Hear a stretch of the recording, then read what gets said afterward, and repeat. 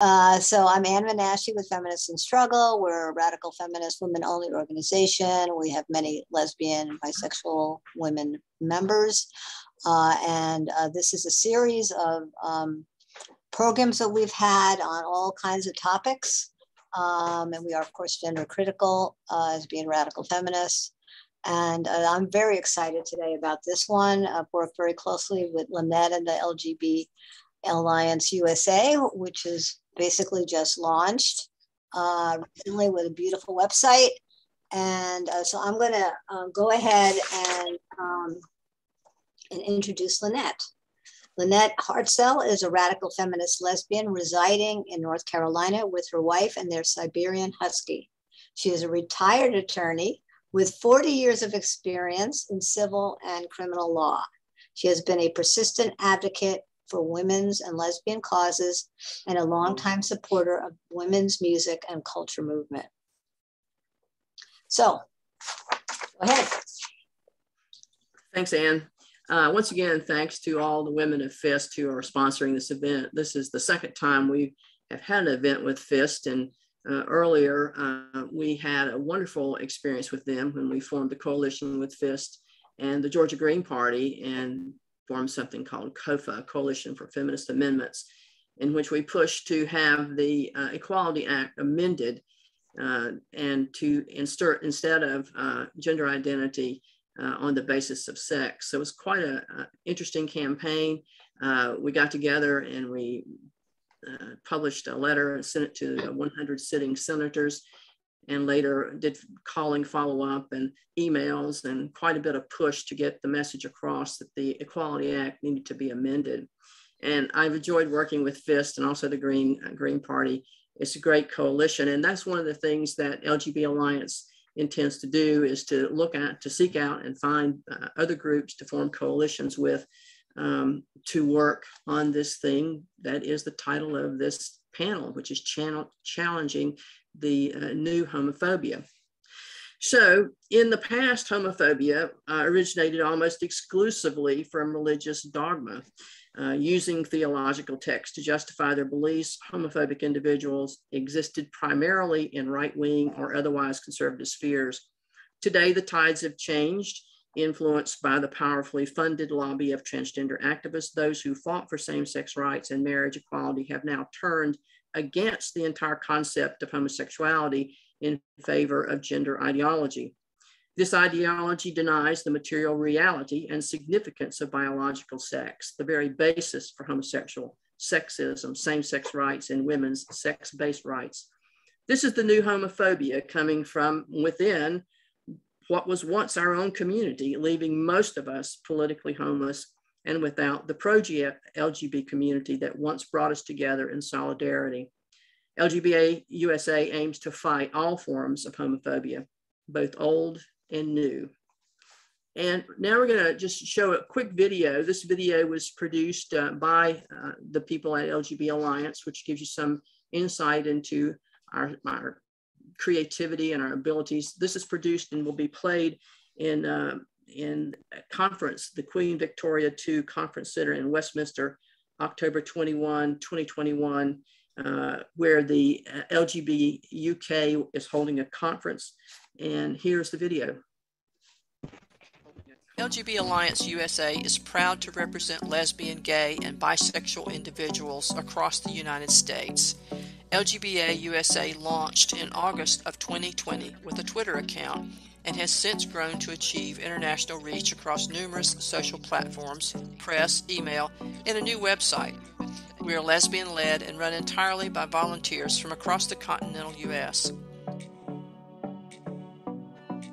Launched this year on the last day of LGB Pride Month, June 30th, the LGBA USA website offers a diverse collection of resources for individuals who want to learn more about LGBT rights, history, and facts about the gender ideology movement that is threatening LGBT people across the globe. Our site includes press and personal articles written by volunteers, a comprehensive list of fact-based sources, a printable brochure for anyone to distribute locally, a shop where supporters can make a statement with LGBA USA branded shirts, and more. Since its inception, LGBA USA has expanded throughout the social spectrum with over 10,000 combined followers across platforms, including over 6,500 on Twitter, over 2,200 on Instagram, and almost 1,500 on Facebook. In the months following our website launch this past June, the site has received over 5,800 unique visitors, and our email list has grown to an audience of over 560 subscribers. Some other highlights from this past year include our partnership with feminist organization FIST in proposing amendments to the Equality Act, as well as submitting evidence in response to a UN request for input on gender identity.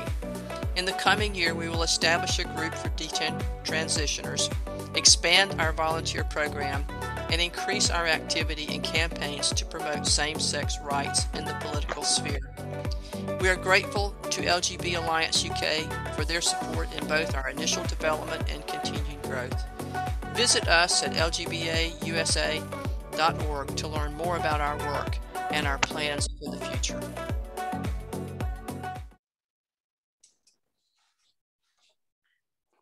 So we're very proud of the website that's up. And as you see, there's a great graphic there.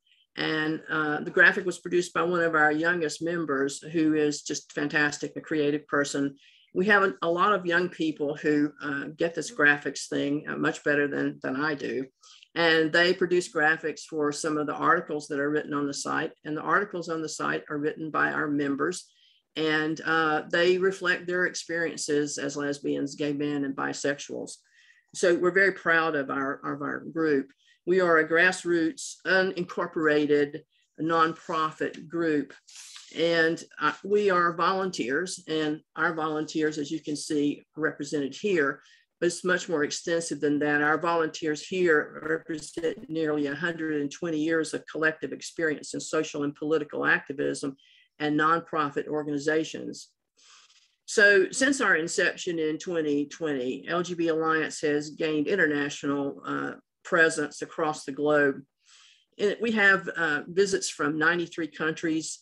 We've had visits from over 2,000 cities across the globe and thousands of visitors to our website, which means that our message is getting across. We are a small group here, but this is the core group, most of the core group that acts sort of as a steering committee. And we meet once a week and work on the issues that our group faces, and which are a lot. And I'm proud of this group that you're going to see in just a minute. So I'm going to hand it off now to Josh, who handles our Instagram segment. And Josh, tell us about yourself and Instagram. Hey, yeah, hi, I'm Josh. I want to say, anybody that's just coming in, please turn off your cams, because we're going to put this on YouTube. So we don't want to have cams on that don't want to be on. All right, let me get my spiel. So I'm Joss, and I cover our Instagram account and work on volunteer coordination. I've been a lifelong activist for liberal progressive politics at the local, state, and national level, with a focus on environmental, anti-war, and LGBT issues. I advocated for the full rainbow umbrella and always thought of us as a family. Older LGBT people are probably familiar with this notion of LGBT family. For those not aware, old school homophobia often meant we were pushed out of our birth families, so we found safety, sanctuary, and community in the arms of our LGBT family. You could spot somebody you were pretty sure was gay out in the wild and say, "Are you fam?" And immediately you got confirmation that these were your people. It was about community and love. Then things took a turn. I was informed on Reddit that the LGBT community was fractured, and learned that TERF was a term thrown around to describe lesbians for being, well, lesbians. I was confused but unmoved and thought this must be some weirdo corner of the internet, because all I'd ever known of our community was love. But it didn't end there. It wasn't one anomalous corner of the internet. The great purge of LGBT subreddits took place in early 2020, and then the assault on J.K. Rowling was taken to new heights. I realized what had been a community centered around love, unity, and respect for diversity had been replaced by a regressive, homophobic, sexist movement using my community as a shield while cannibalizing itself from within. What was once LGB, then LGBT, then LGBTQ, with Q being for questioning, became Q for queer, and now queer theory and gender ideology have taken over. and here we are. I'm a politically homeless lesbian who feels really let down by what has become of our formerly vibrant homosexual and bisexual community. And that's me. Toss it to A. Luis. Hello, everybody. I'm Adrian Luis Sanchez, and I have, much like Joss, been involved in progressive politics and LGBT politics going back for 25 years since I was a student. When I was 18 or 19, depending on exactly how the ball kind of split, I started calling myself queer at that time instead of bisexual. These days, I'm much more likely to use the phrase bisexual. Now, that was in 1996, when what we think of as what was at one point the GLB and then the LGB and then the LGBT and all of it, much like Joss said, once those shifts started happening, I don't know about you, but I didn't see the problem at first. But there came a moment when I had friends of mine who would come to me and say to me, you know, hey, I'm not sure if I understand the difference between what's happening with Rachel Dolezal and what's happening with Caitlyn Jenner. And they came to me as their resident expert about all of that. And I think I realized that there was kind of some trouble in this union when I had to, despite having been an activist in LGBT circles for so long, I had to kind of look up a response. I had to try to research how I could respond to people about that. And then after I gave a response to those people that had asked me for my thoughts, the next time someone asked, I couldn't even remember what I had said. And I had to look it up again. And so now, fast forward, where someone like me who has been a lifelong advocate and a lifelong has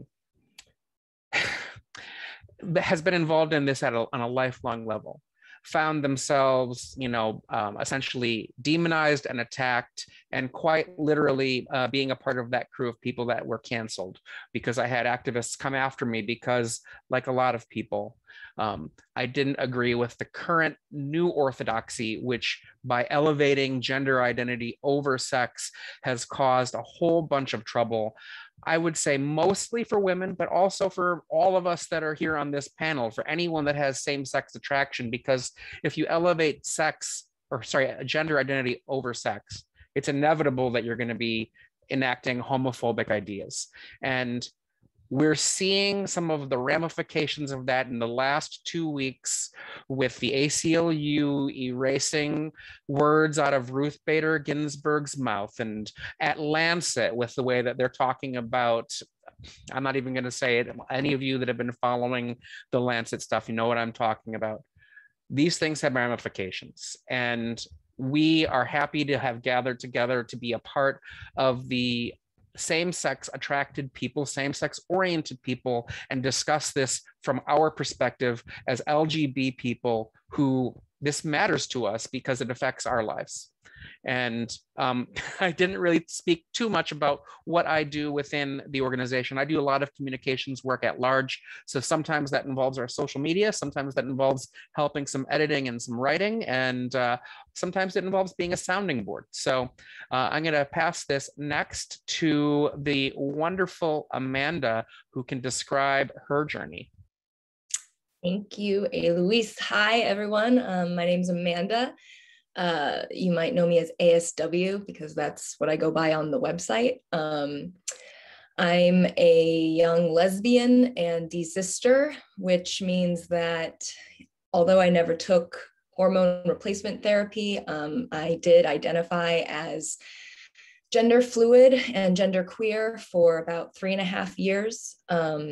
But after witnessing blatant misogyny from within that community and homophobia from within that community, I started to question the ideology that even led me to reject my femaleness and my womanhood.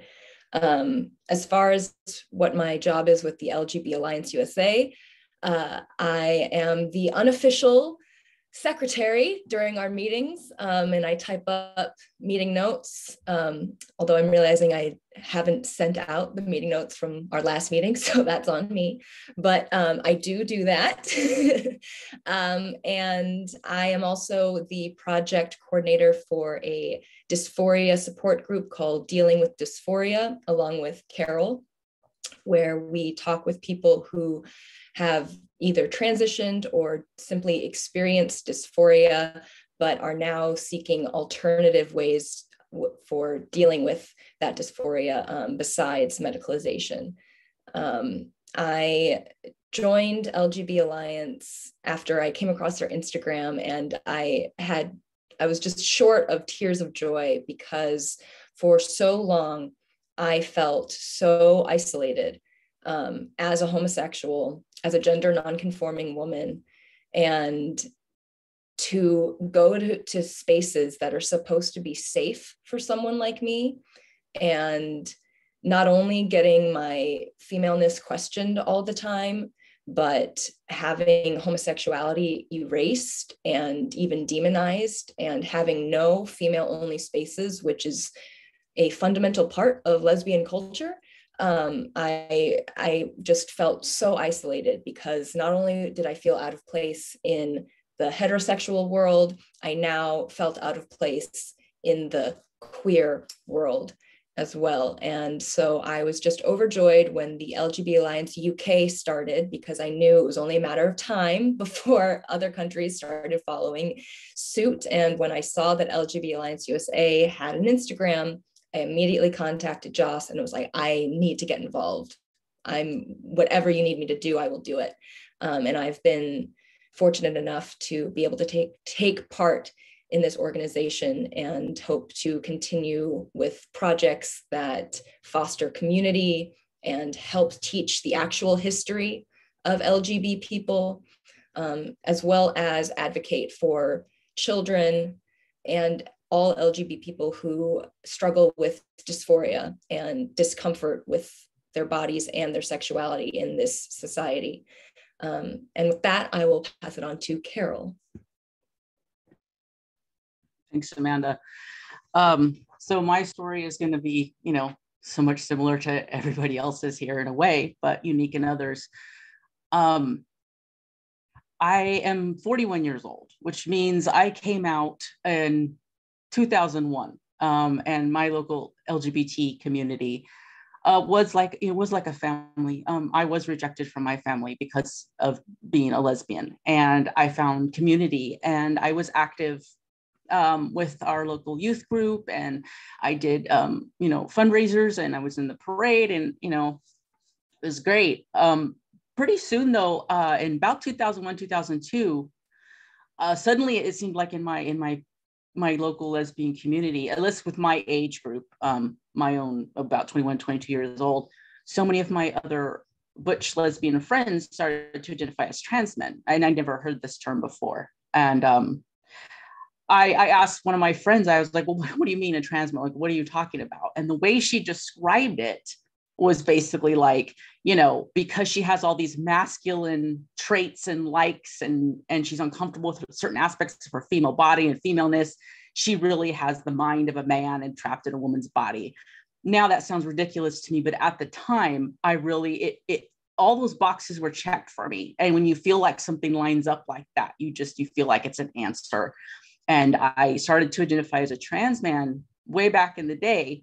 However, it was a little harder to transition back then. So it got put on the back burner. And it wasn't until my early 30s when the LGBT community seemed to just kind of disappear, and the trans community was really powerful there. And, everybody was transitioning.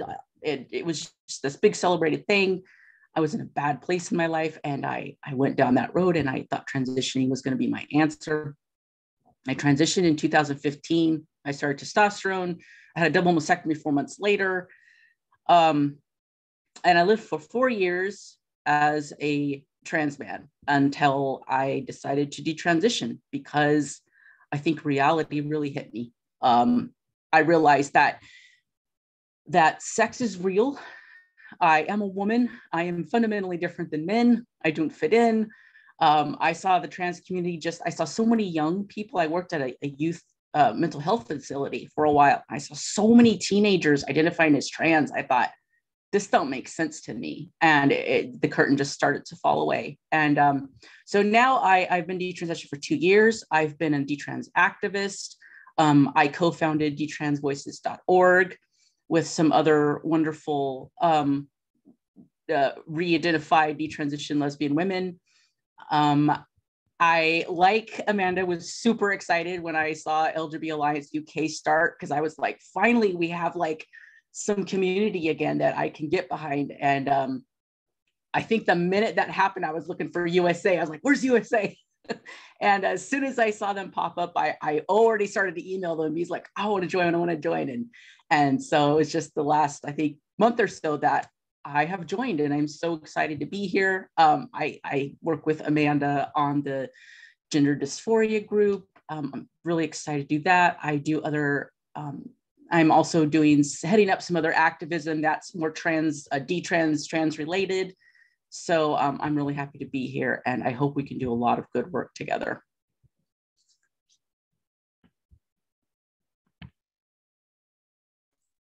So I think you can see from this panel, it's a great group of much younger people than me, why I'm excited about this group. When I was asked by Bev Jackson and Kate Harris, the two lesbians in the UK who started this whole thing of LGBT Alliances, to start the LGBT Alliance USA, I was like, well, what do you want me to do? And they said, well, all you got to do is just open this Twitter account. So I'd been on Twitter for a long time, and I said, sure, why not?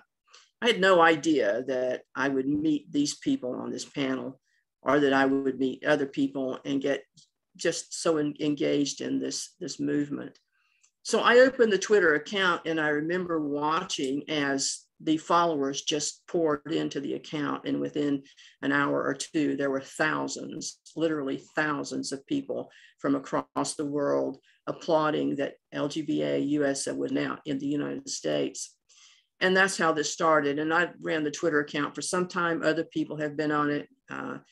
So when you look at who we are and what we are social platforms. And what's the point of that, you might ask? Well, it's the media. It's 2021. And when you look deeply at what happens with many young women, for example, they get their identities from places like Instagram and TikTok and YouTube and social media. So what we aim to do is we aim to correct the narratives. We're here when we see articles to comment on them. We're here to participate in movements across this country. One of the actions that we're looking forward to is one that's going to take place in Arizona, November 19th, in which there will be oral arguments in Phoenix involving a Medicaid case in which 2 underage women have petitioned the court for Medicaid to pay for their double mastectomies. What's interesting about the case is that the 2 young women are represented by lawyers provided by the National Center for Lesbian Rights. And so we have stepped in to offer support in that case. What's unusual about the case is that for the first time, there are 3 amicus briefs that have been filed, one on the behalf of detransitioners, one on behalf of scientists, and one international brief. It's the first time a court will have an opportunity to look at scientific evidence about this thing called gender affirming care. So hopefully we'll have a group assembled in Phoenix to support the fact that this is not what it seems to be, and that the courts need to pay attention to science and do what is right. So we encourage everybody here to join up with us.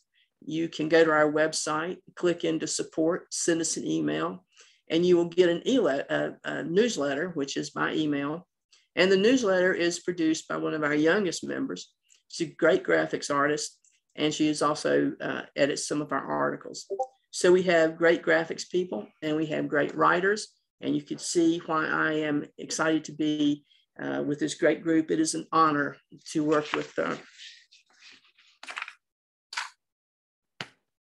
such a talented group. So with that, I don't think, is there anything else I need to mention that I have left out, group? If not, we will open it up for questions. Are there questions that need to be answered? Let me just encourage people to put their questions in the chat, because we have a pretty 91 people here, and it might be a little bit easier. So if you can just put question, the word question, and then put your question there, and then the panel can respond. So I'll go ahead and jump in. I think I got a question here directed towards me. What role does internalized homophobia and anti-lesbian oppression play in developing trans identities? For me, it had a lot. It was pretty much the reason I identified as a trans man. So yeah, a huge amount. And from what I see from other women, it does play a huge role, especially lesbian women, butch lesbian women primarily seem to be the ones transitioning, which makes sense because we are very gender nonconforming and we take a lot of crap for the way we look and things like that. So yeah, it's a huge problem in the lesbian community. So many butch lesbians have transitioned. And granted, it does skew more to the younger generation. However, I'm 41. I started transitioning at 34, and I wasn't the only one. I knew many other women around my same age, and even some older. I was in a trans support group with a 50-year-old lesbian who was trying to transition. So this ideology is very insidious, I feel like, for gay people, for homosexual and same-sex attracted people, and especially for very gender nonconforming people and homosexual people. It's very insidious to us. It really harms us, the ideology of because of the way you feel, whatever that means, you can be the other sex, really. And that is not a healthy way to go. So I hope that answered your question. Anybody else want to jump on that? I guess I had something very small to add to that. Like as a bisexual man, one of the things I think about is one of my very, very first, I'll call it like orientation-like thoughts was being a young person and seeing Prince on a music video and finding that really exciting. And then also immediately thinking, oh, that's wrong. And so even though, I was raised by a very liberal mom, and then, time passes and I wonder, there's a part of me that wonders now if the 19-year-old me who started using the word queer to talk about himself instead of the word bi, if that was related to internalized homophobia. So I think that one of the things that's really often the case is the way we live in society. We don't necessarily recognize how much we've been inculcated by all of the things that tell us you're bad, you're wrong, even when we're leftists, which I am. And obviously, you don't have to be raised in a religious household to have picked up this stuff. You don't have to be raised in a right-wing household. It's just a part of the air. I see some questions being raised about the Phoenix November 19th case.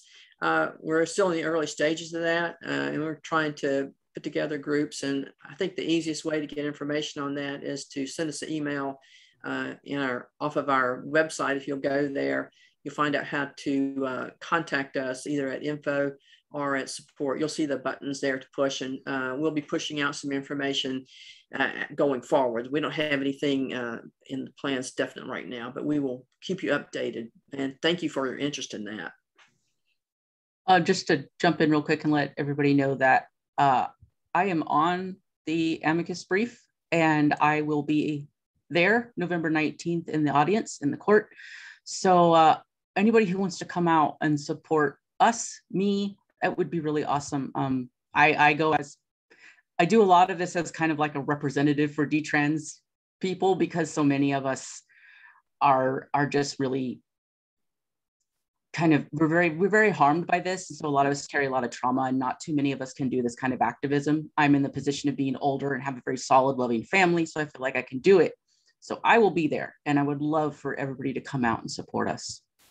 And also, one of the things you could do if you wanted to is you could wear a t-shirt like Carol has on and like I have on that says LGBT Alliance, and it has some wonderful statement on it, maybe like on the basis of sex, not gender, or we have others that are available from our website. And this is produced by a person, individual lesbian, who basically fronted some money to buy t-shirts, and the t-shirts are printed by a lesbian print shop.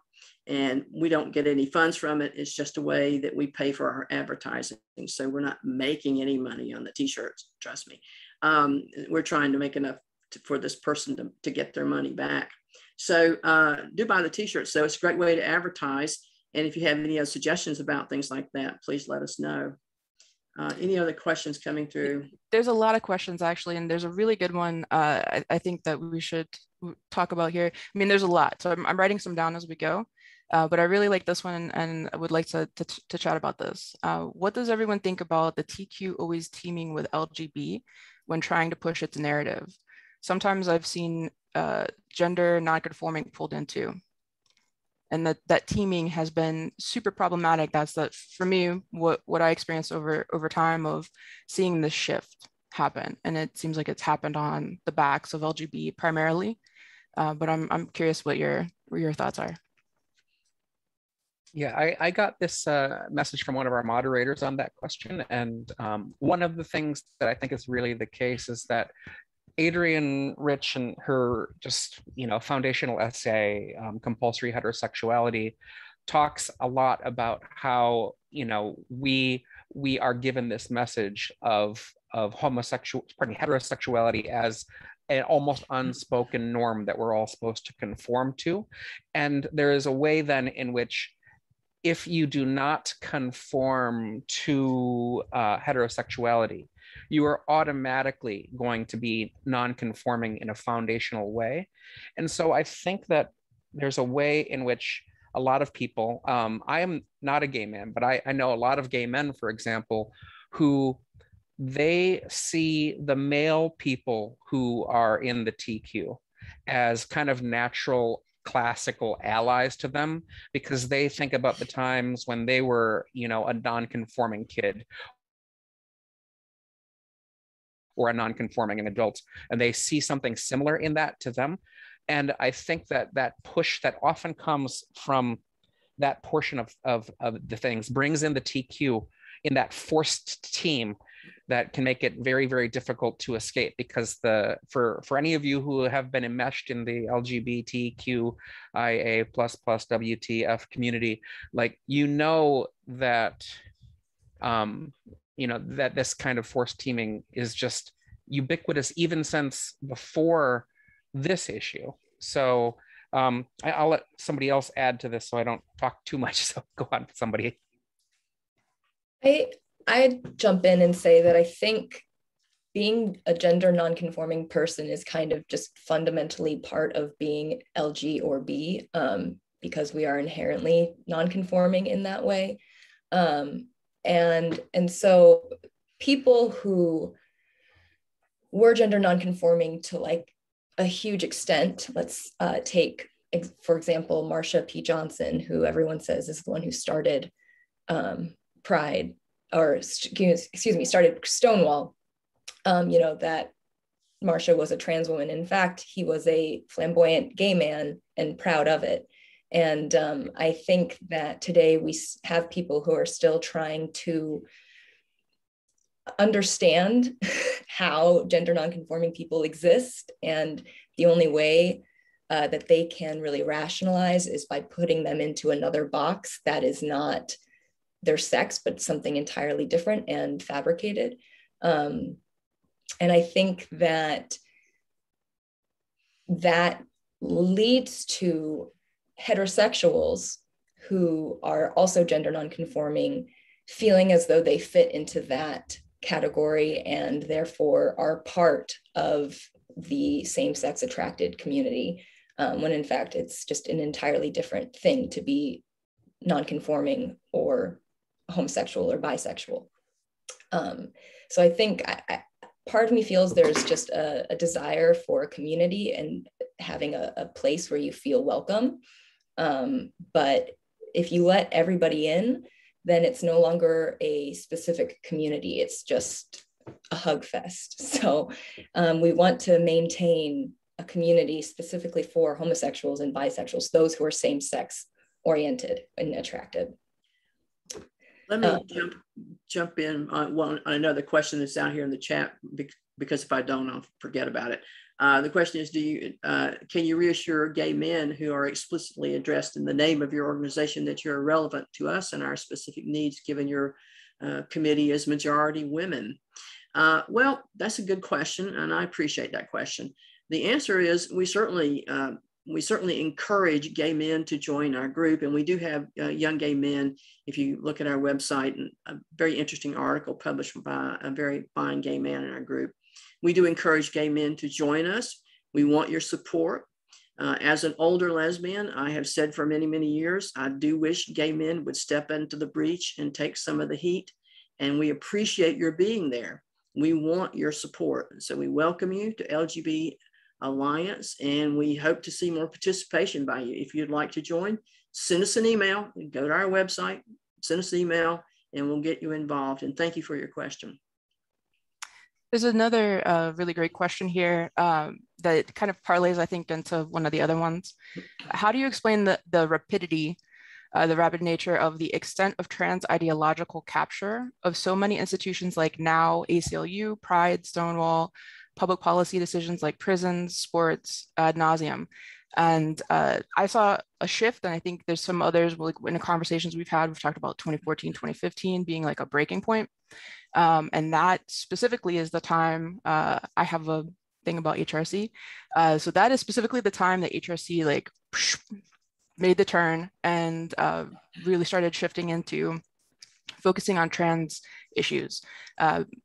Made a whole speech about apologizing for not doing enough for the trans people, for the trans community, and then really redirected themselves in that way.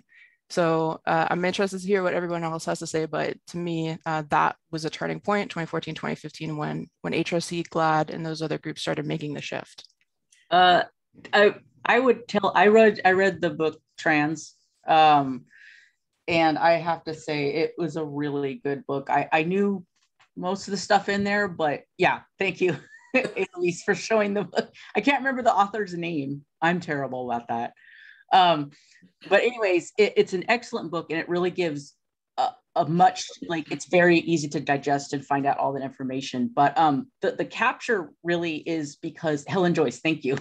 The capture is really money, you know. Trans lobby, trans organizations really threw the money in there after gay marriage was won, and these groups didn't know what to do, and they thought the trans movement was the next big thing. And I think that seems to be where most of the money's come from, and so money runs the show. You have enough to worry about. Anna, tell me. Hello. Yeah, I think too, for those of us who are a bit older, we kind of can look back and see how this was happening. It was not, it was a gradual thing that happened, and it began back when women's studies was being erased from universities, and they were being replaced by gender studies.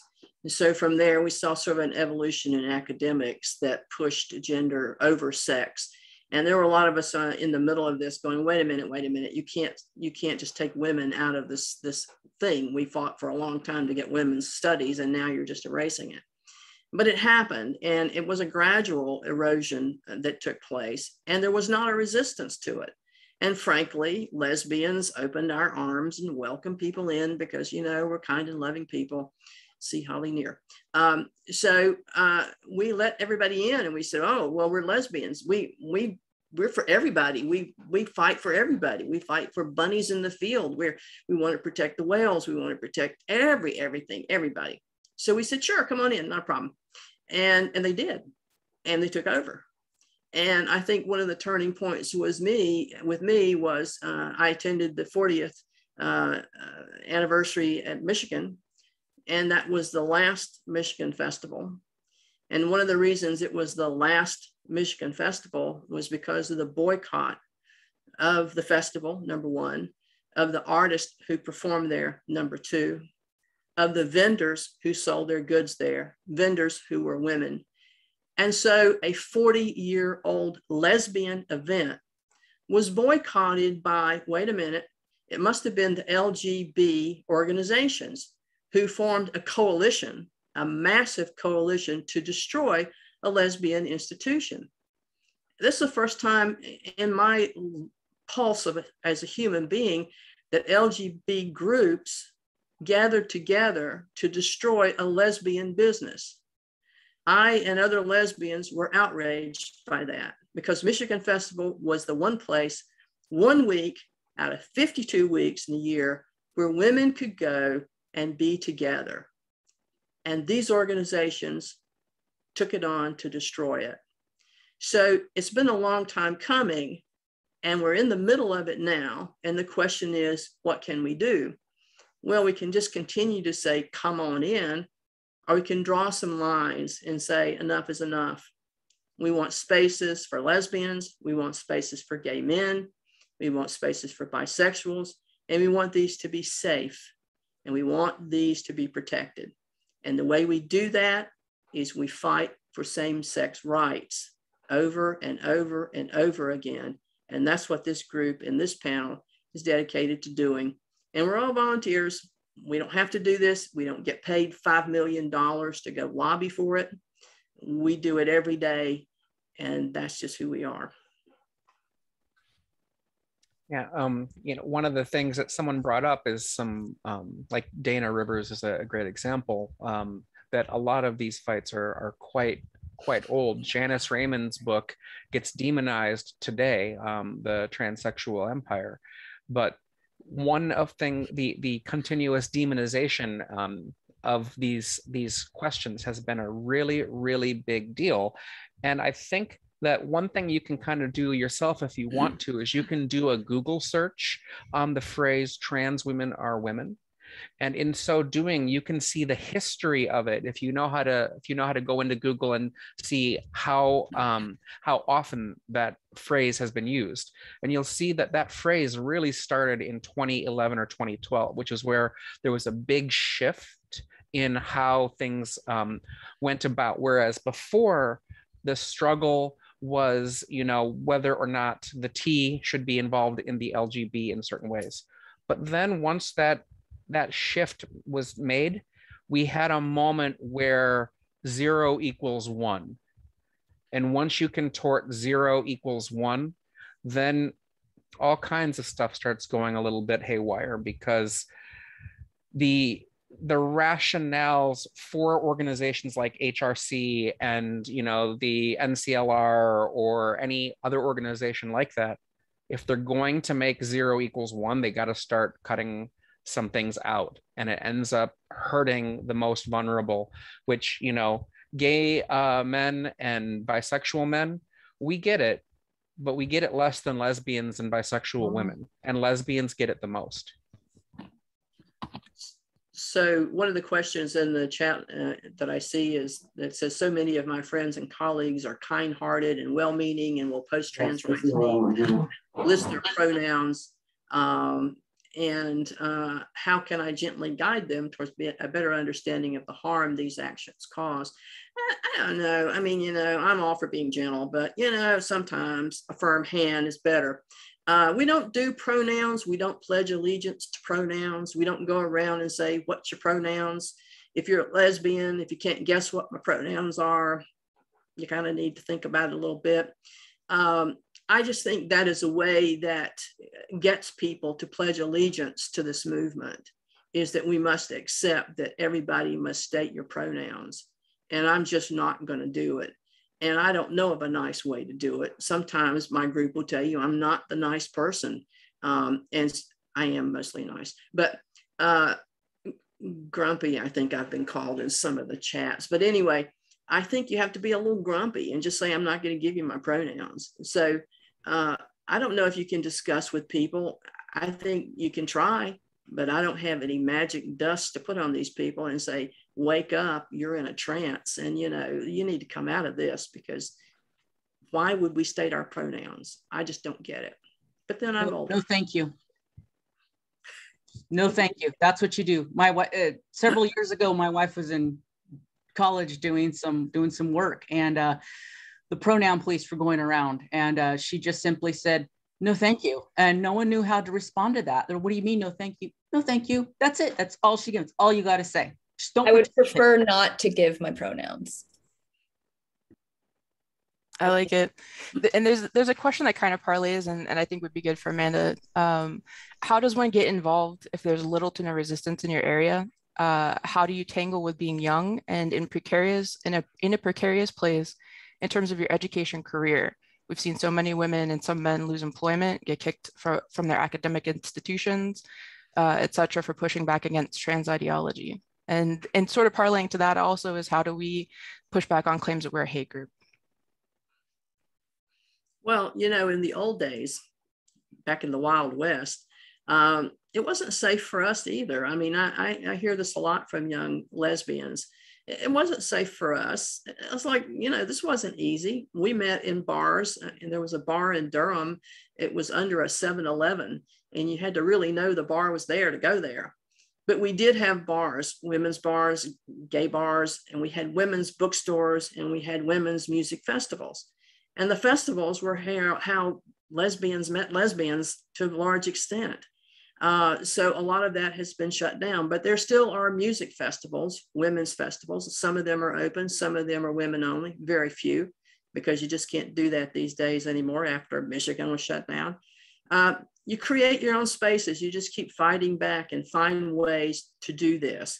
You can have a private in-home party. You can invite friends over to your house. You can find a neutral place to invite your friends, find them, stick together, and build out your community. I keep telling young people this all the time, and some older folks too. Nobody is coming to save us. We are we're it. Nobody else is coming. You're looking at the Army right here on the screen, and some of the other women in this place who've been doing organizing for all of our lives. We're it. Nobody else, just us. I'd like to just step in and say that I understand the apprehension that young people might feel about speaking up, because it is scary. Cancel culture is very real. There are very real consequences to being canceled or being labeled as hateful. I think one thing is just to know what it is you're standing for. And you know that you're not being hateful.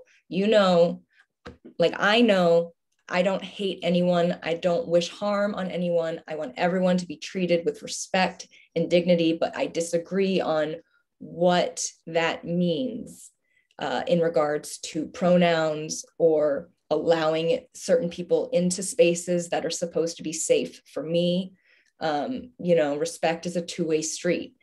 That said, I think embrace being canceled.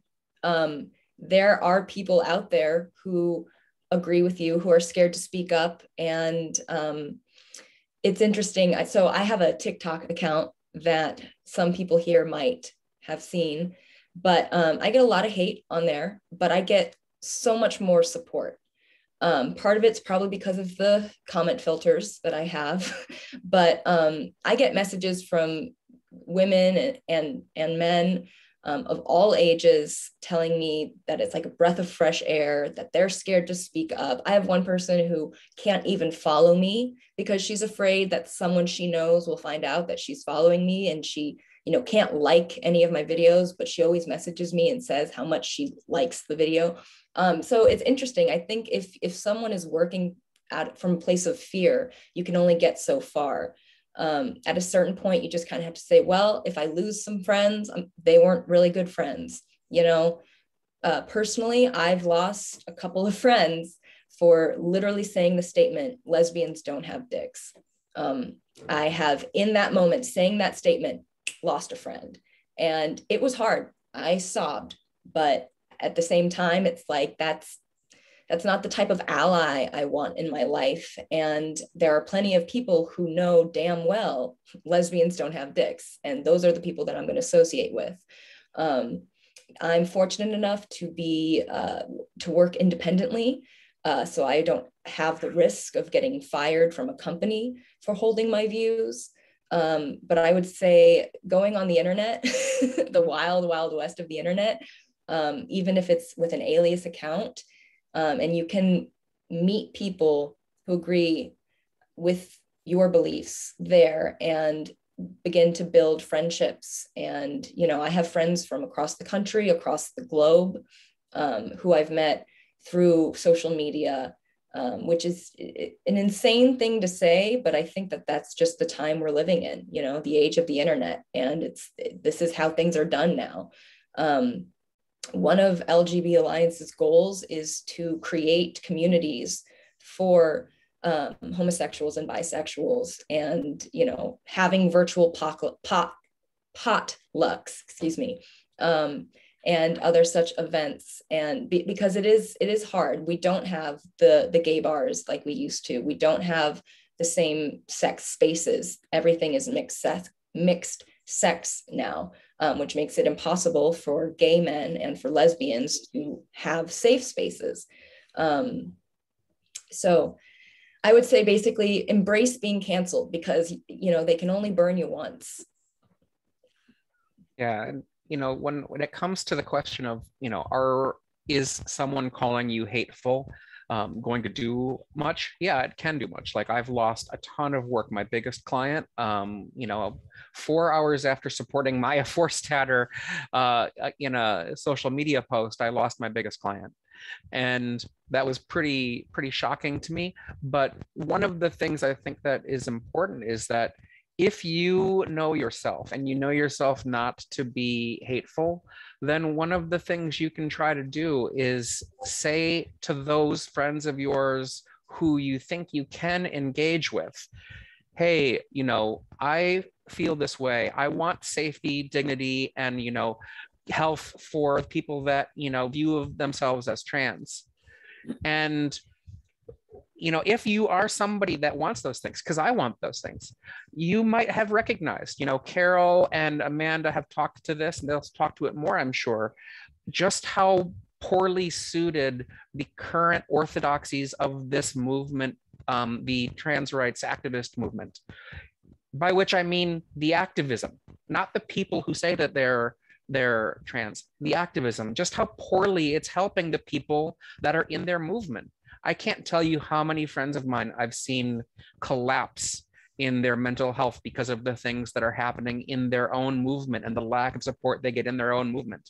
So, for example, I don't think we're a hate group because we want things to be looked into. So if there is a good way for someone with dysphoria to be, you know, helped, we want to have people exploring and looking into that, as opposed to a one size fits all, follow the orthodoxy, people are who they say they are, chant, chant, chant, chant, when it's not actually helping the way it would if, you know, if that movement was healthy, we wouldn't be here, but they're not. And what they're doing is hurting us and hurting them.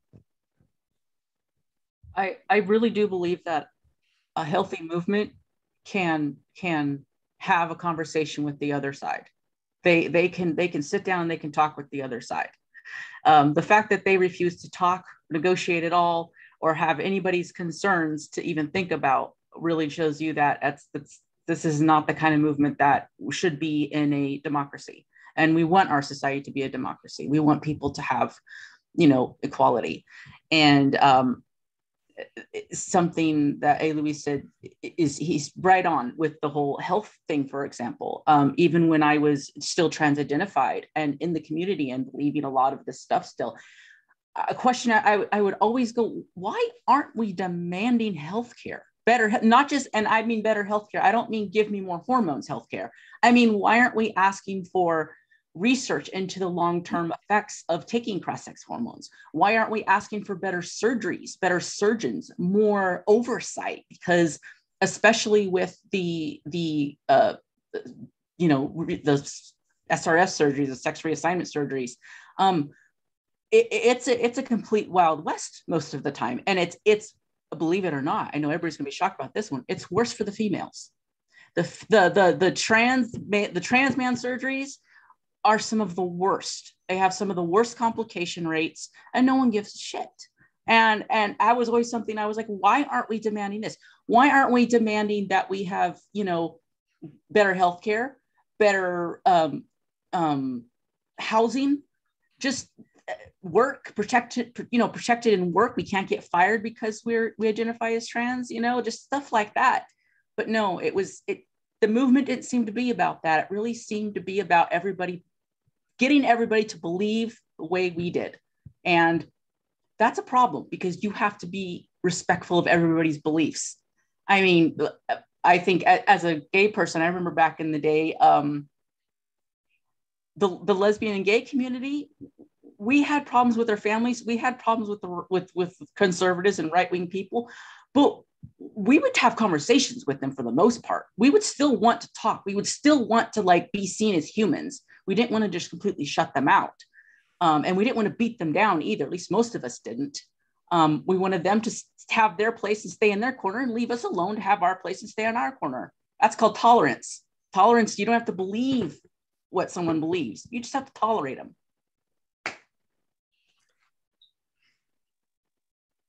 I got asked a question that I really want to answer. Let me pull it up really quick. Okay.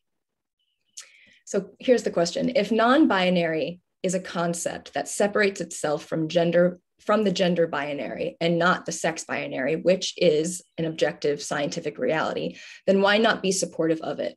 When none of the governments care about the scientific distinction, but provide an X marker as an alternative, isn't that a sensible option to choose? First of all, I think that's a really great question, so thank you. My answer to that would be this.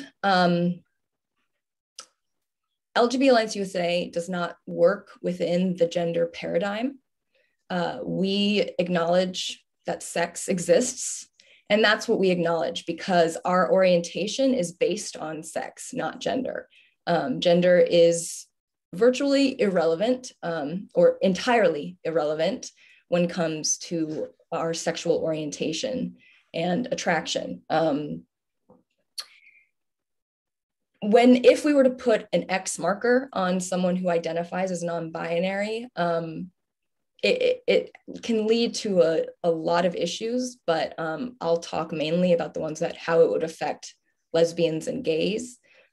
We would then be unable to have sex segregated spaces, which, like I said earlier, are an integral or fundamental part to lesbian and gay culture.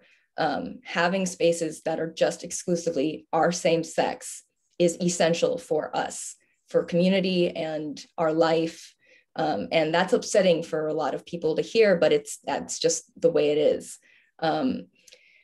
Right now on the internet, there is a new definition for lesbian floating around, which is a non-man loving non-man.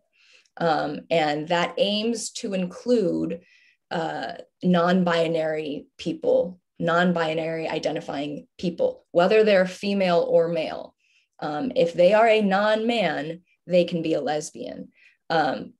Extremely problematic because it completely erases homosexuality, female homosexuality, and examines the concept of lady dick and how cis lesbians need to get over their genital preferences. And, we need to unpack our trauma, and just a whole slew of old school homophobic rhetoric that is now rebranded as this inclusive, open-minded, progressive way of thinking. And it's baffling to me that people are spouting the exact same conversion therapy rhetoric in the name of inclusion. So not to mention that if they're going to say that a lesbian is a non-man loving non-man, that then stops trans men from being, and I'm talking about a female who's taking testosterone, that excludes them from being able to be lesbians. But trans men, females who take testosterone, have been in the lesbian community.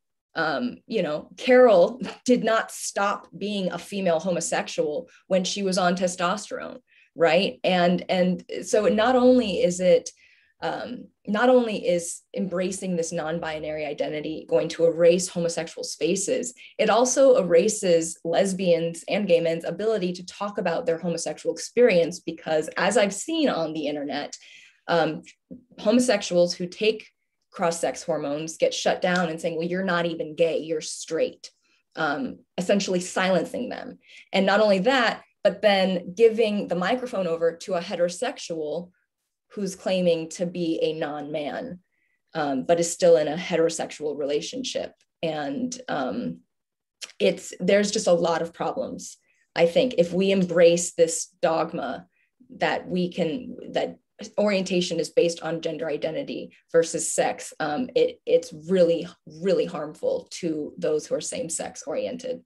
The other thing about non-binary, though, is it would be great if they were just talking about this belief of gender, which is kind of, in my opinion, very similar to like the belief in a soul or something like that. You know, it's something you can't see, you can't measure, and like it's not your sex, right? Gender. But they are crossing those two lines constantly and blurring them. So it would be one thing for a female to acknowledge she's female, and go and say, but my presentation's non-binary, but I know I'm a woman. That would be more legitimate, but because they cross over the gender and sex so many and mix them up, that non-binary, they literally mean also non-binary and sex, which is not true. You can't be that. So, I mean, it's the biggest issue is really just the combining of gender and sex and mixing it all up. So that's another reason it doesn't work, because I've never met a non-binary person who's acknowledged their biological sex. They really want to distance themselves. It's all about distancing yourself from your biological sex for whatever reason. Yeah, and that problem, that brings up a problem of taking things away from a movement-based politics into an individual-based politics. If somebody is saying that they are this thing, that they reject these gender roles, that they are going to say no to being masculine or being feminine, depending on what they're expected to do, then they completely eject out of the idea that maybe the gender roles themselves are a problem, and they leave it for everybody else. You all get to stay in those binary boxes and be the binary people who are stereotyped. I'm going to be the awesome person who is special and doesn't believe in that stuff, even though most of us don't believe in that stuff. So, to kind of echo something Carol said there about this separation of sex and gender from an ideological perspective. When it comes to government documents, because that question is partly about documents, how can you ever tell what someone's gender identity is? There's no test for it. It's just, okay, this really is just your belief about yourself. It's unverifiable, as opposed to sex, which is completely verifiable. And so, I mean, I feel like your point, Carol, about comparing it to religion is apt, or the soul is apt, because we could just as easily have on documents something along the lines of, do we accept Christ as our savior? Or, is Muhammad the prophet of God? And there'd be no way that an outside person outside of our mind would know if that's how we really felt or just what we wanted to have on the documents. Thank God we don't live in a society where the religious impetus is forced on us all. But we do have this quasi-religious impetus being attempted to be forced on us all, whether or not we believe it.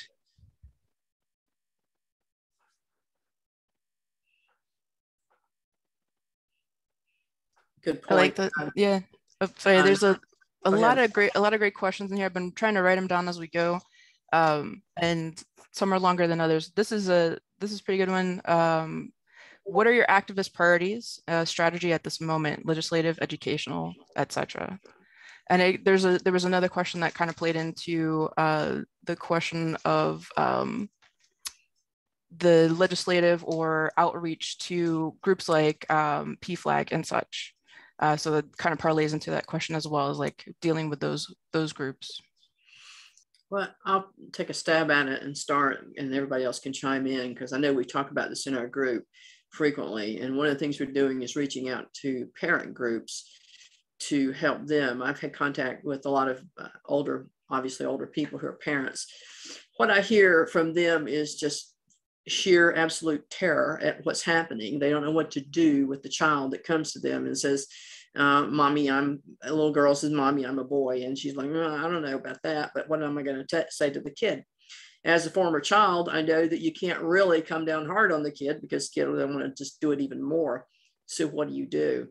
I think what parents don't actually know, and what I think we expose somewhat through our narratives on social platforms, is these children are being groomed in places like Instagram and TikTok by representatives from gender clinics who come into these places and advertise. And they advertise in sort of subtle sexual ways that seduce basically young girls who are butch to get them to commit to remove their breast. And some of the comments I've seen from some of the young butch lesbians who have mastectomies as well, and take, what's her name, Elliot, whoever that is now, has a picture with her shirt off. It's like, back in the day, lesbians were fighting just to take our shirts off. We weren't going to cut our breasts off. We were going to take our shirts off. Somebody missed the connection in there. You don't have to take your breasts off to take your shirt off. I'm not going to take my shirt off, but I think we need to understand the premise here. And I see my team taking a sigh of relief there. But they sort of miss the point here, and they think, well, I must look this way in order to do this thing. And so parents then are terrified, because their children will say, well, I'm going to commit suicide if I don't do this. And of course, I'm not a parent. I think that's a good thing. But if my child came to me, I'd want to protect that child. What I hear from some young people is that they are, quote, educating their parents. So when society has turned and children are educating parents, we have a real problem. And parents hear from their children, they're going to commit suicide if they don't do this. And also what's happening is in schools, children are being, basically transitioned in school without permission from parents. And when parents object to this, parents are being punished. Parents can be taken to court, can be accused of child neglect, can have their children taken away from them. This is a real problem. And so what we're seeing here is not just a feel-good kind of thing, and let's all sing Kumbaya and be one happy family, because what we are under is under attack. And if we don't stand up, and if we don't stand for who we are, we're going to disappear. It's going to be against the law for there to be things like lesbian things or woman things. Look at how all these massive national organizations have erased the word woman. Planned Parenthood now has people who give birth and chest feeding. They're afraid to say the word female or the word woman. That's where this is going. This is not a pleasant place. And I think we have to be brave enough to stand up and fight for rights, to keep our democracy. If you care about democracy at all, I think it's important for us to stand up and fight. Our priorities are to reach out to parent groups, to reach out to detransitioners so that your voices are heard, because I think it's very important for the public to understand what's happening in this thing called transitioning. It's not just, gee, I'm going to put on different clothes. It's not good. So when detransitioners speak up about the medical problems they're having, it tells parents more, this is crazy stuff going on over here. We can't do this. It gives parents some power in a conversation with their children and help direct their children a little better. And I know some parents are terrified that your little girl's going to turn out to be a butch lesbian. But I mean, seriously, is that the worst thing that happens to her? I don't think so. She might end up being a great softball player like I was, and my group will say, don't go down that path again. But understand, girls can do anything they want to. We fought for this in the 70s and 80s, and we thought it was done and over. Apparently it's not. We have to keep on fighting, and we must do this, and we must stand together. And my call out is for all the organizations, regardless of who you are, to form coalitions, because we must have a larger presence in this. It's fine if you have a small group somewhere, or if you start a new group and you think, okay, I'm going to take on this fight and change the world. You're not. LGB Alliance by itself is not going to do this, but LGB alliances are now worldwide. Many countries are establishing these alliances because this is becoming worse in other countries where lesbians and gay men are being murdered, not just talked bad about, but are being killed. And so coming to the US, we can shake our heads and say, probably not, but you would be wrong. I never thought I would live to see this day, that it would be more difficult to come out as a lesbian now than when I came out as a lesbian.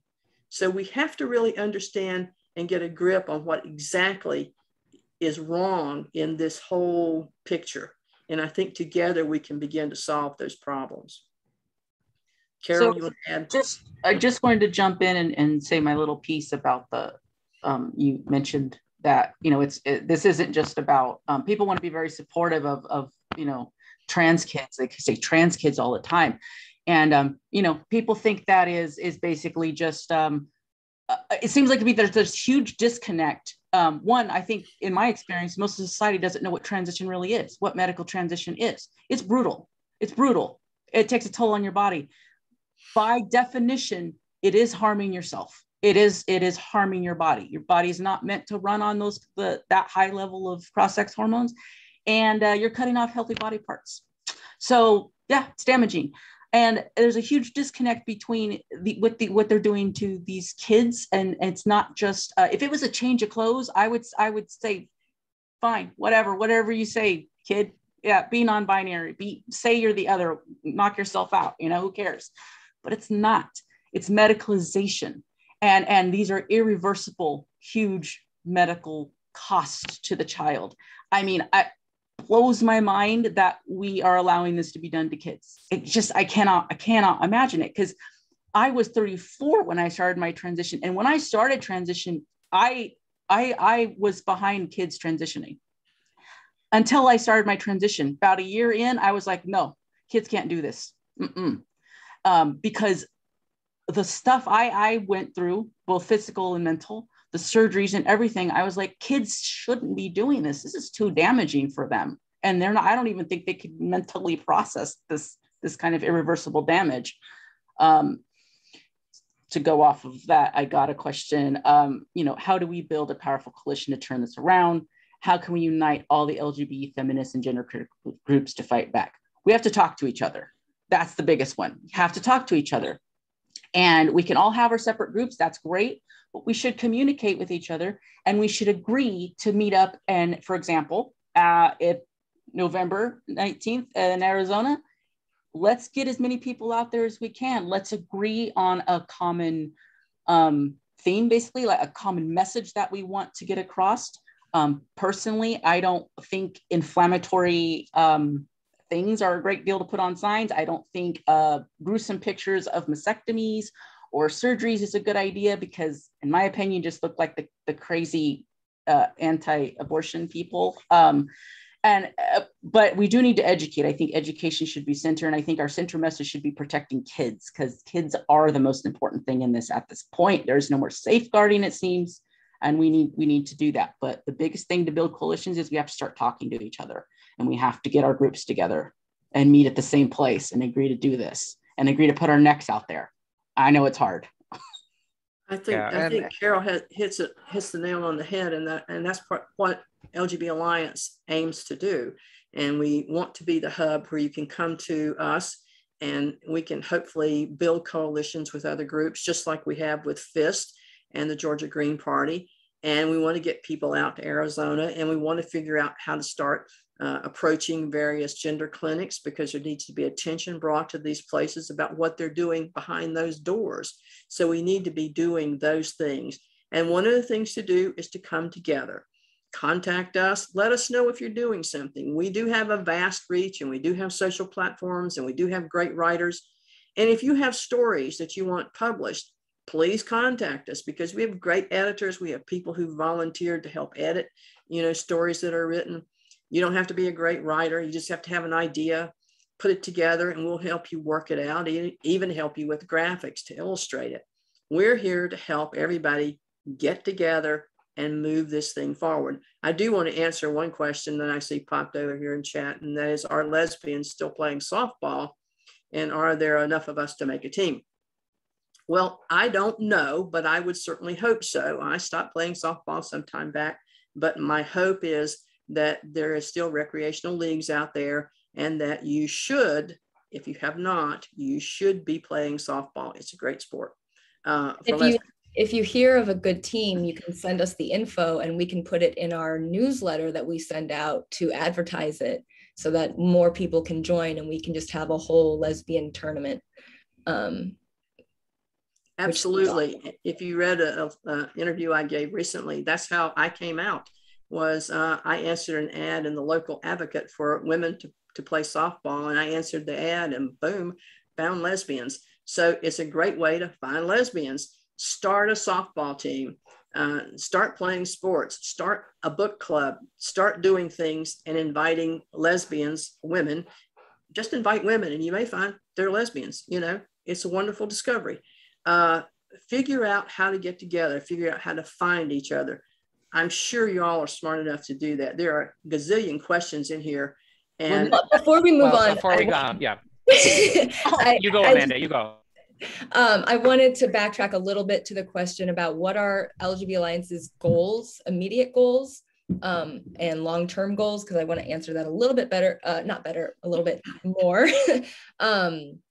So one of the major goals that I personally have for our organization is to eventually, and this is way in the future, but to become just a part of the global LGB community, where we advocate for same-sex oriented people across the globe who are currently in countries where they can be put to death. Obviously, though, before we can create the United Nations of homosexuals and bisexuals, we have to first fix our own home. We do that, I believe, by getting a seat at the political table. And so that's one of our goals, but we can't just show up to Congress. Maybe we could, but that we are a grassroots organization that depend on volunteers and people, like Carol said, who are willing to put their neck out there and show up to events and take part in the events that we put on, and to help us build and form coalitions with other organizations. So it's really the groundwork, I think, would be our initial goal, is just getting the information out there about what is happening, spreading knowledge about the realities of transitioning, spreading the knowledge about the new homophobia that's happening. And we can only do that by having fellow LGB people coming to us and participating in what we put out there. So I do hope that people show up for Carol in Arizona, and that we can have a message that we all agree to execute. Luis? Like one of the things that I think ties together some of what was being said, and it leads to Carol in November in Arizona, is the question of coalition.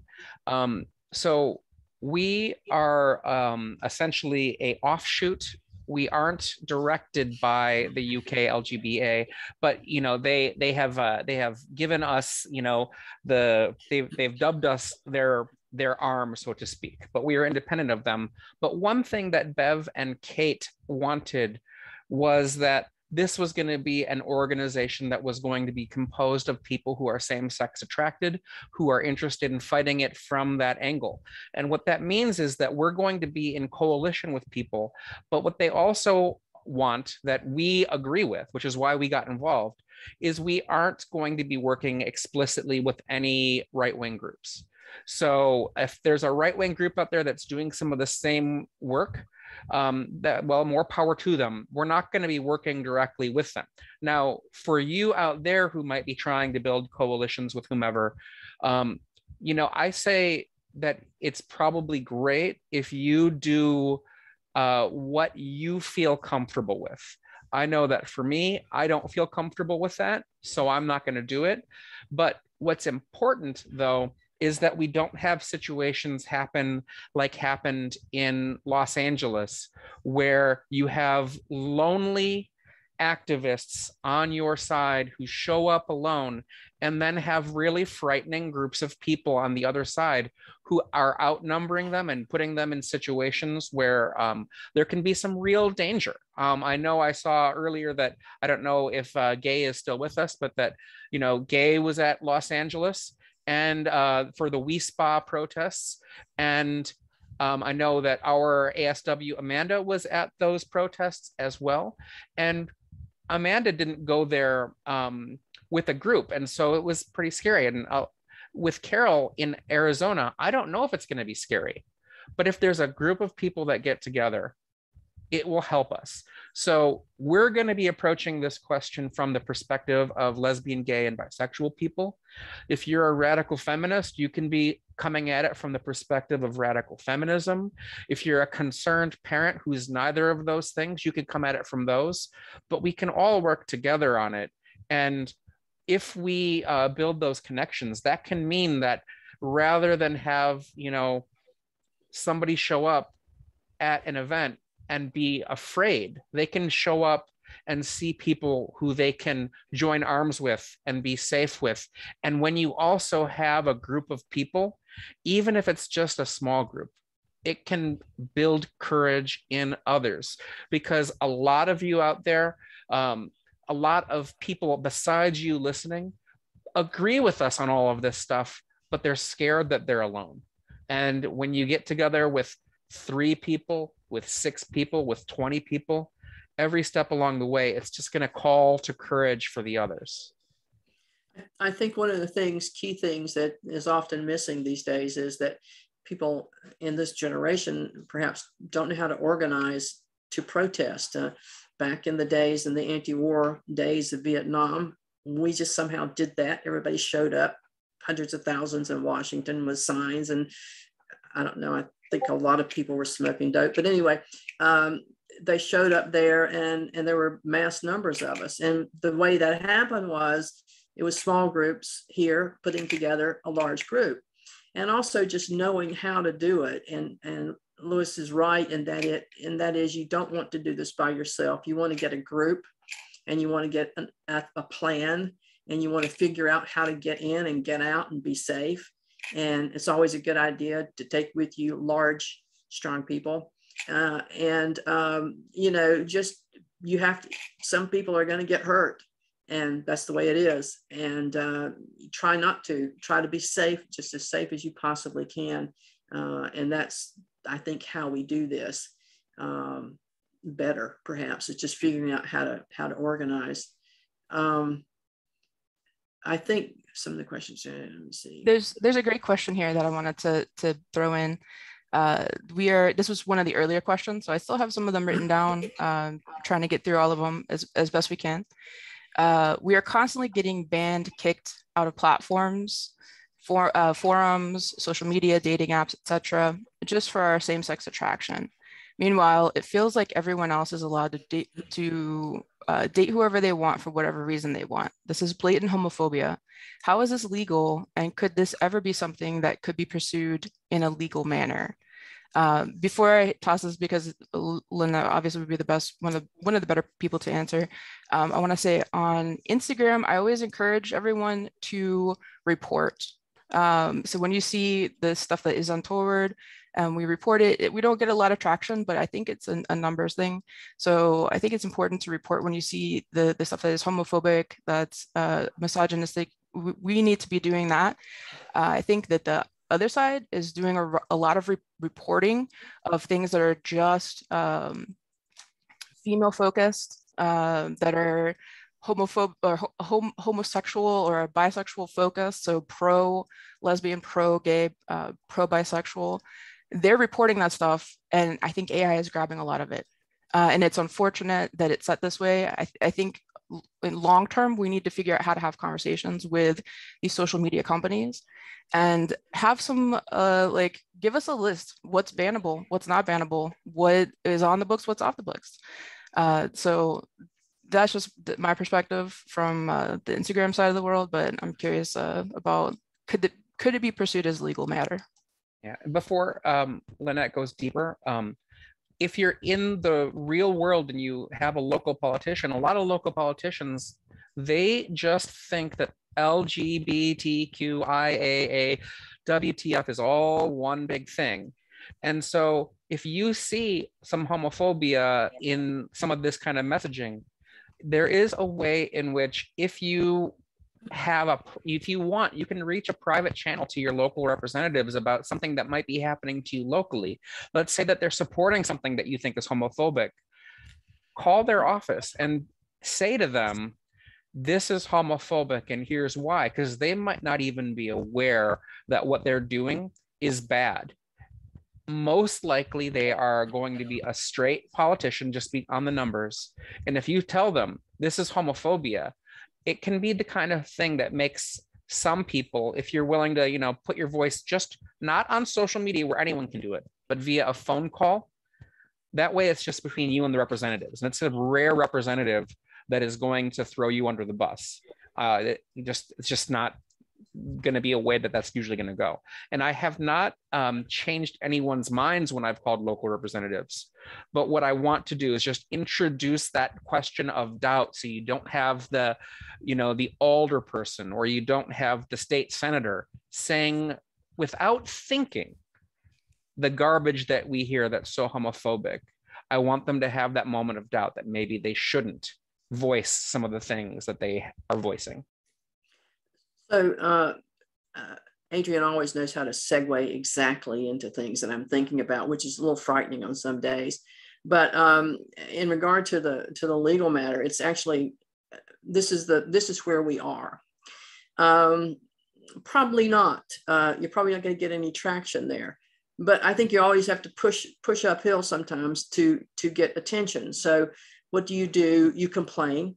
You state your complaint, you keep complaining, you keep more people complain, and you build momentum. What I've done in my little world, and it is my little world, I am involved in the local Democratic Party, and I have served on something called the Resolutions Committee. If you ever want to waste hours of your life, do that. But resolutions are put forth by people in the community, and then they are voted on, and then they are pushed up the ladder to the district level, and then up to the state level, and then up to the national level sometimes. And so what do I do? Every year, my wife and I put the same resolution out there. We ask our legislators to pass simple legislation that makes sex a protected class. It seems like such a simple thing for people to do in state legislative bodies. Just make sex a protected class. That's really all I'm asking you to do. It never passes, but at least the people in my precinct and in my county have to talk about it, because they have to read what I put up there, and they have to listen to me when I call them and say, why didn't it pass? You can also go up the chain with that, because everybody here is a lobbyist. You can call your local people, your local administrators who are enforcing these ridiculous things. You can call them and say, well, at the next county commissioners meeting, let's not do pronouns because it's silly. You can complain. You can push it up the ladder. Are you going to get anywhere? Well, that's what the Coalition for Feminist Amendments tried to do. Did we make a difference? We don't know. But I do know this. I think there is some hope. It is changing, because I had a call from a lady in South Carolina who found out about LGB Alliance, who has now formed a group called Democrats Against Transitioning. And it's a conservative Democratic group, and they are pushing back.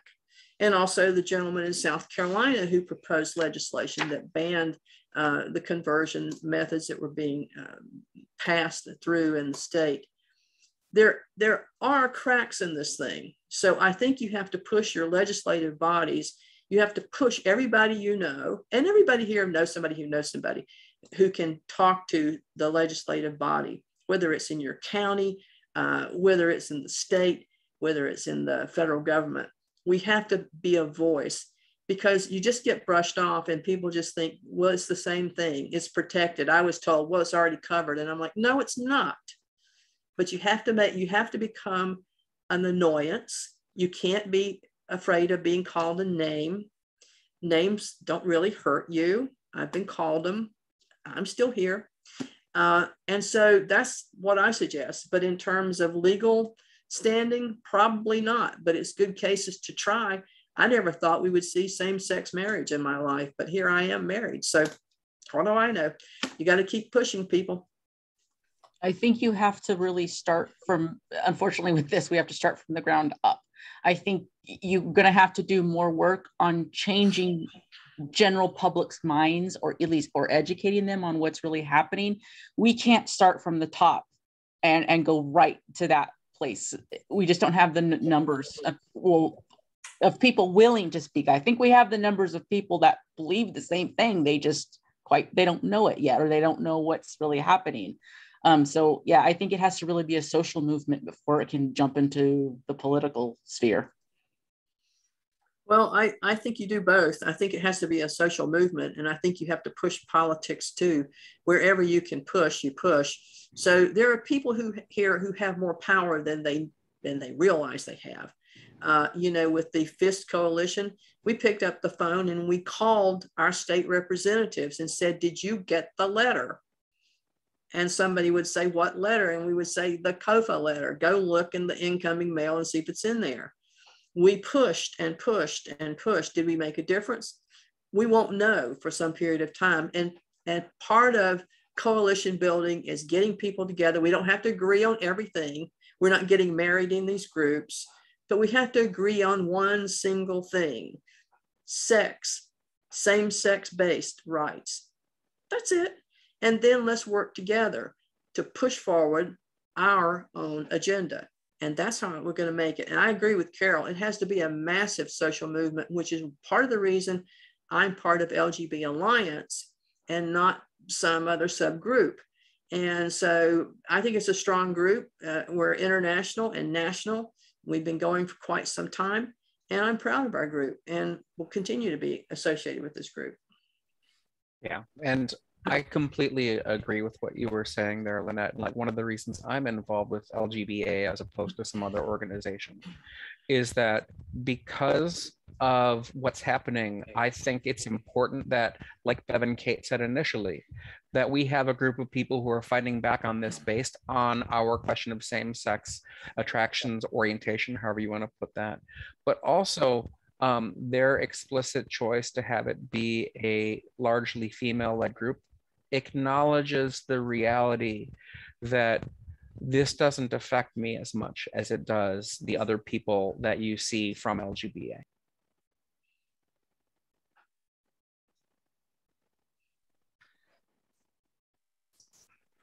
Didn't mean to kill all that. Go on, Jeff. No, that's good.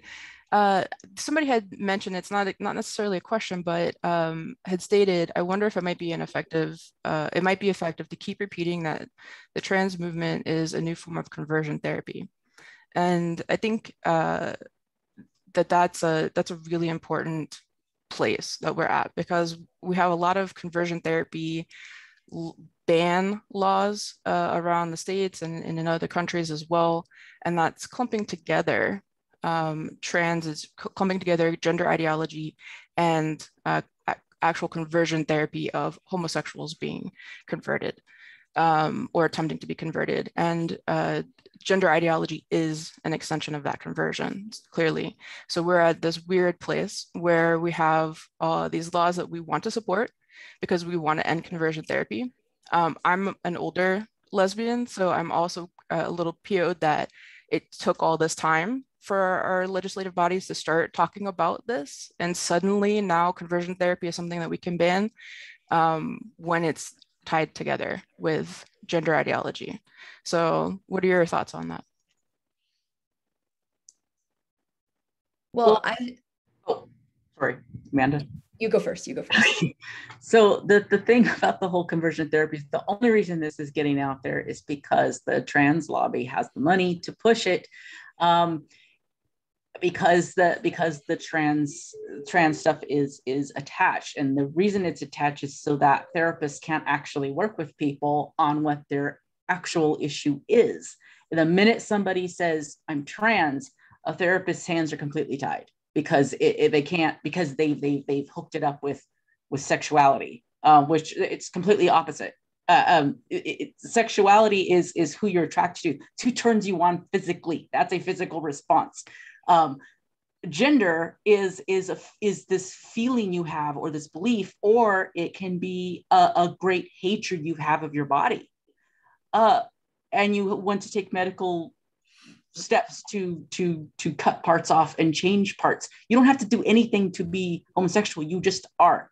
So if someone wanted to change their mind, if they're homosexual and suddenly they decide they're going to not be straight, or maybe they're bisexual, or whatever, they can change. There's no repercussion physically from that. However, if someone changes their mind down the road, like I did, about a trans ideology or trans identity, we've already taken medical steps. That's done. You're damaged now. You know, you've harmed yourself. So it's so frustrating that the therapist cannot work with youth, especially, and they wanted to shut that down for a reason. And they can't work with adults either. I mean, I when I detransitioned, never had therapy, couldn't find a therapist. Therapist I had been with for 3 years, that told her I was detransitioning. She worked with me for about 3 weeks, and then she asked me my pronouns. I said, "You haven't heard anything I said, have you?" And it's because she'd already bought into it, because she had another client who was trans identified. So it's a complete desert out there, and mental health is just completely in the bed there with gender ideology, and it's really disappointing. But that's my spiel about that. I'll stop now. and that's exactly what Carol and I are hoping to achieve with this dealing with dysphoria support group, is to give an outlet.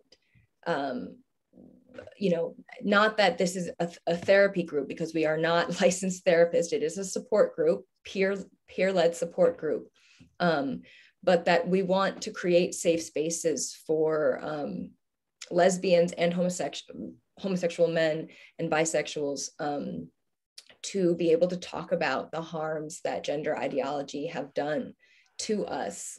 Specifically, in regards to lesbians, there was a question asking about a support group for lesbians who are recovering from the harms of the cotton sealing and TRA conversion therapy.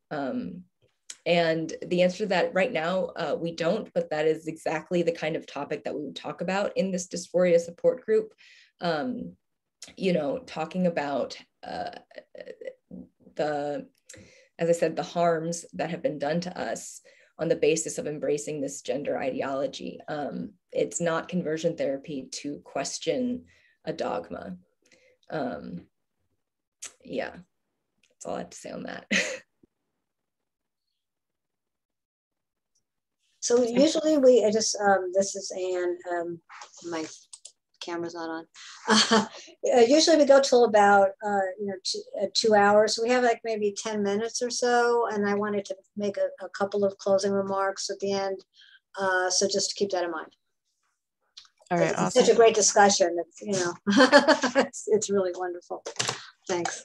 Yeah, the time has just flown by. Thank you so much for hosting this forum.